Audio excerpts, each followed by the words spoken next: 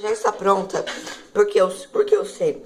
Porque quando eu passo o dedo assim, ó, fica tipo com marca de pneu. Ela fica bem brilhosa e grossa.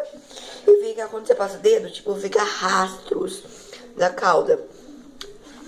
E aqui está ela fica muito bonita e gostosa. Eu coloquei numa xícara. Daí, se vocês quiserem mais, é só você dobrar a receita, entendeu? Então, esse só foi por hoje esse vídeo. E até o próximo.